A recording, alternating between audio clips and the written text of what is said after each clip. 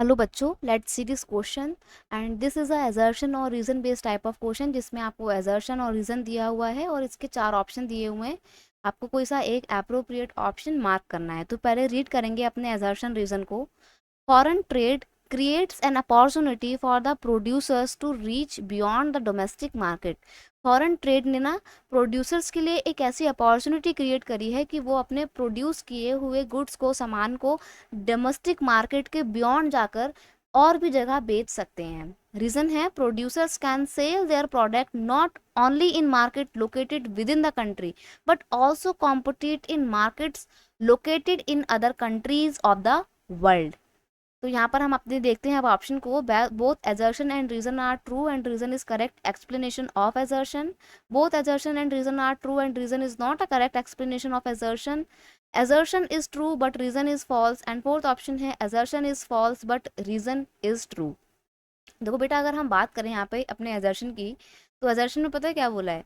assertion में बोला है कि फॉरेन ट्रेड सबसे बड़ा है ना। फॉरेन ट्रेड का मतलब क्या होता है कि इंडिया जो है अपना ट्रेड ना सिर्फ अपने देश में कर रहा है बल्कि वो बाहर के देशों के साथ, अमेरिका के साथ, ठीक है, यूरोप के साथ, ऑस्ट्रेलिया के साथ, अफ्रीका के साथ, चाइना के साथ, इंडोनेशिया के साथ, सबके साथ में अपना ट्रेड कर रहा है।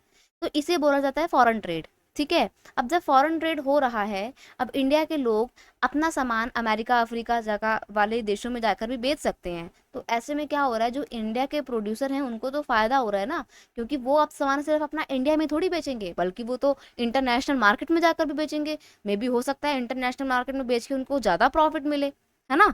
तो यहाँ पर ये बिल्कुल सही है कि फॉरेन ट्रेड ने अपॉर्चुनिटी तो क्रिएट की है प्रोड्यूसर्स के लिए कि वो अब डोमेस्टिक मार्केट के बियॉन्ड जाकर भी अपना सामान बेच सकते हैं। एजर्शन बिल्कुल सही है। अब कैसे बेच सकते हैं? क्योंकि देखो, अब उनके पास ये अपॉर्चुनिटी है कि वो अपना सामान सिर्फ इंडिया में तो नहीं ही बेचेंगे, इंडिया के लोकल एरिया में तो नहीं ही बेचेंगे, वो उसको वर्ल्ड वाइड मार्केट में जाकर बेचेंगे। तो जो रीजन दिया हुआ है कि producer can sell their product not only in market located with in country, यानी कि वो अपना सामान सिर्फ सिर्फ उसी मार्केट में नहीं बेचेंगे जो भारत के अंदर है, but they can also compete in market located in other countries, यानी कि अब वो उन देशों में जाकर भी अपना सामान बेच सकते हैं, कॉम्पिटिट कर सकते हैं जो अदर देश के मार्केट हैं, अदर कंट्रीज के मार्केट्स में जाकर भी अपना सामान बेच के कॉम्पिटिशन में पार्टिसिपेट कर सकते हैं। तो यहाँ पर हम देखते हैं assertion reason both are true, और जो रीजन दिया हुआ है ना कि वो अपना सामान अब बाहर मार्केट में जाकर भी बेच सकते हैं, ये बिल्कुल सही है।